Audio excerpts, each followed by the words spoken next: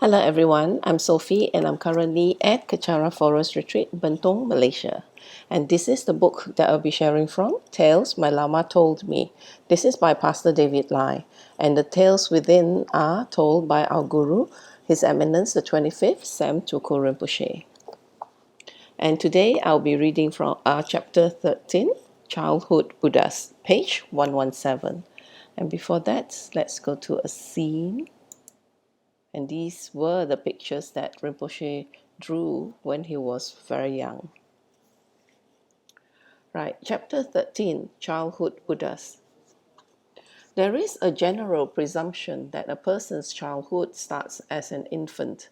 As a youth, while growing up, he or she learns and absorbs information and life experiences from the people and the surrounding world.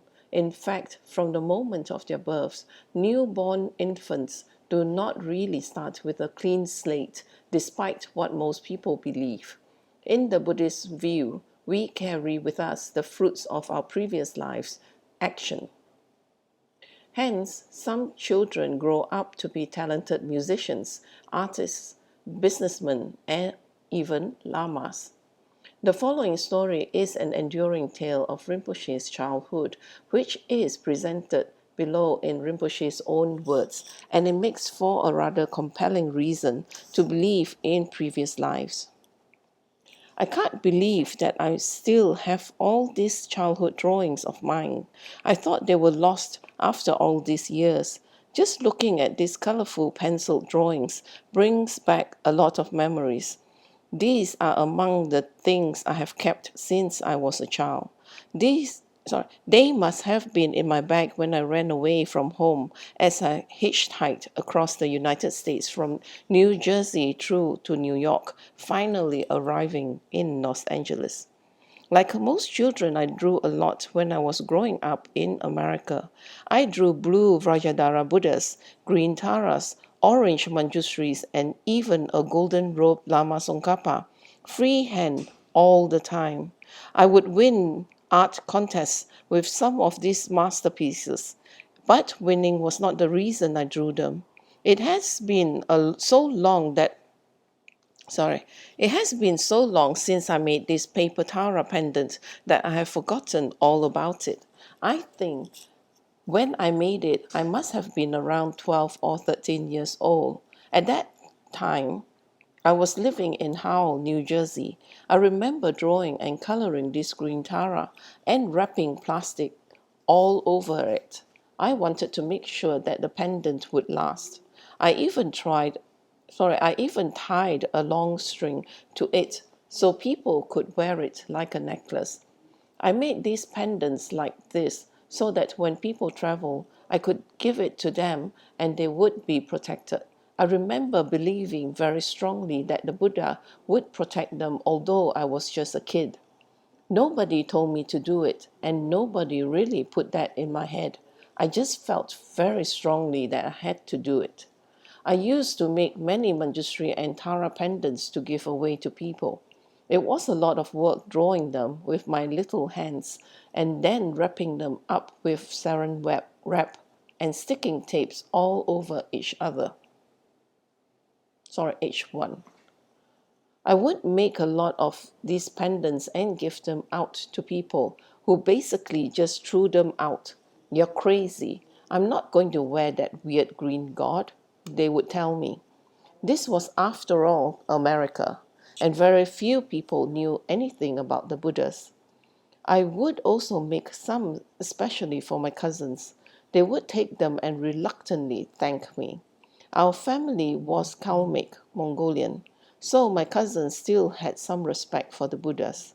However, they told me they would only wear the pendants when nobody was around. It was like that all the time, and I got used to it. But I still loved and continued making these little amulets to protect people. There was no other reason for it. Just like any other ordinary child in the neighborhood, I loved to play a lot. However, I spent most of my time on the little games I made up to teach Dharma to an imaginary audience. I remember wearing imaginary robes that the Lamas wore and pretending that I was the Dalai Lama, giving teachings to many people. It was quite silly, but I felt really comfortable sitting on a huge imaginary throne, giving these amazing teachings to a huge audience. Then I would make up all kinds of mudras to accompany the imaginary pujas and prayers that I would conduct. I would do this on my own, and when someone unexpectedly walked in, I would switch and pretend that I was doing something else. As a child, I also read a lot. I liked memorizing Buddhist mantras and prayers. I would look at these prayers in certain books and recite them all the time. I did this because I had a strong premonition that when I grew up, I would travel abroad to teach a lot of people. I didn't know how. I knew that, but I remember it felt totally natural. It may seem strange to you that a little kid like me would make all these paper pendants and chant so much, but to me it felt like the most natural thing to do. I guess I must have really believed in the Buddhas, because even when I was running away from home, I had this paper pendant in my backpack. I had a lot of other pictures in my backpack, including this worn out drawing of a Tibetan stupa. Some of these drawings must still be somewhere in America, and some of them are there with me now. While growing up, I had a little pocket money, but unlike some children these days, I was very poor and it was hard to find Buddhist images in America at that time. I have always loved Manjushri since I was a kid. It was hard to find pictures of Manjushri, so I was always looking out for him in the library. When I found his picture, I would delightedly spend all my money reproducing the pictures at the Xerox machine. I would Xerox as much as my pocket money would allow. It would be the same Manjushri picture, but I would Xerox it in many different sizes, A4, A5, passport and credit card sizes, so that I could give people the size they wanted. I would have them all cut out neatly so that I would always have something to give to them. So you see, I have been giving away Buddhist images since I was a very young boy. What I am doing today is not something I started recently. For as long as I can remember, I have been photocopying all types of Buddhist pictures. 30 years ago, this was all done within my meager budget. That was basically most of the pocket money that I received from my step parents. I was just a kid, and that was all I could afford at that time. You know, I could never afford any of the beautiful images that we have today. I just loved all the Buddhas, and that has been a part of my life since I was young. Just looking at the beautiful Buddhas we have today is like a dream come true for me. Don't compare them with these cheap Xerox Buddha pictures. I spent quite a lot of time in the library searching for these images and photocopying them. That makes them at least 30 years old, which is why they are a little faded and brown now. Today, I give statues and tankas to people, but when I was young, I could only give these Xerox pictures. I remember I would do a silent prayer before I gave them to people. I still do that today. I would tell them, take this home and pray, because I can't really help you, but I know Manjushri can.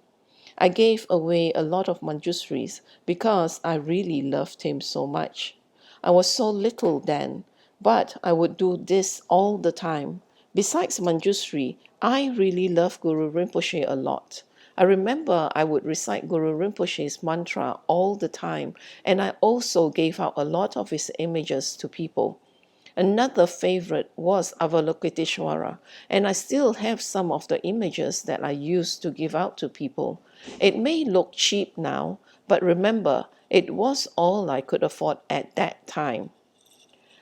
At that time, there were not many Dharma books in English. These pictures were taken from a book called Words of Power by John Blofeld. I was really excited when I first read it, so I took it to photocopy in the library. I would cut the images out and give them away to people. Back in New Jersey, I would spend a lot of time doing this and also recite tens of thousands of mantras. I learned all these mantras from the same book. Among the prayers and mantras, I remember one of my favorites was the 35 Confessional Buddhas. Just like I did for the other Buddhas, I would Xerox the image from the book and use it for my prayers. You know, I have abundant images now, but it wasn't at all like this until recently.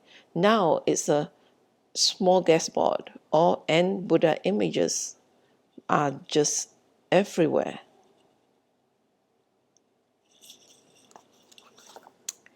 Okay, I will stop here for this session and continue on in my next session. Thank you for joining me. And as Rinpoche said, that most people would bring the memories, or have the seeds from previous lives, such as those who are really talented with music or talented in drawing. It could have been from their past life where they have been really actively doing those. And as Rinpoche, he has like the imprints, from his past life to draw Buddha images, and he's so deeply connected with, Buddhas, that he would draw them and he would have such strong faith in them, and that he would, look them up, even though he was such a young kid. And this is in America where kids are free to do anything, but Rinpoche chose to do this. So anyway, thank you for joining me, and please do join me again for my next sharing of the chapter. And I'll end this with a completion dedication and in English. May the precious body mind where it is born arise and grow. May that bond have no decline but increase forevermore. May the precious emptiness where it is not born arise and grow. May that bond have no decline but increase forevermore. May this merit accumulated by myself and others beneficially serve all sentient beings and the Buddha Dhamma, and especially may the essential teachings of the unerring Master Tsongkhapa become clear and enduring. In all my rebirths, may I not be parted from perfect gurus. Let me enjoy the abundance of the Dharma, perfecting the quality stages and paths. May I quickly attain the rank of Vajradhara Buddha. By this virtue, may I quickly realize Guru Buddhahood and transfer each sentient being into that enlightened state. May all conducive conditions arise and all obstacles be pacified in order to increase infinitely the doctrine of the spiritual king, Tsongkhapa. By the merits of the 3 times of myself and others, may the doctrine of Lama Tsongkhapa blaze forever. At dawn or dusk, at night or midday, may the 3 jewels grant us their blessing. May they help us to achieve all realizations and sprinkle the paths of our lives with various signs of auspiciousness. May the holy teachers have long lives. May the enlightened activities be fully displayed in the 10 directions. And may the brightness of the teachings of Lama Tsongkhapa continuously dissipate the veils of darkness covering the beings of the 3 realms. In this land encircled by snow mountains, source of every benefit and joy, may Lord Tenzin Gyatso Chenrezig remain in this life until samsara's end. Whom grant me here and now appropriate attainments without exception. Grant increase of the entourage, teachings, and wealth, O mighty Shukden. There you go. Please do join me for my next session. Thank you.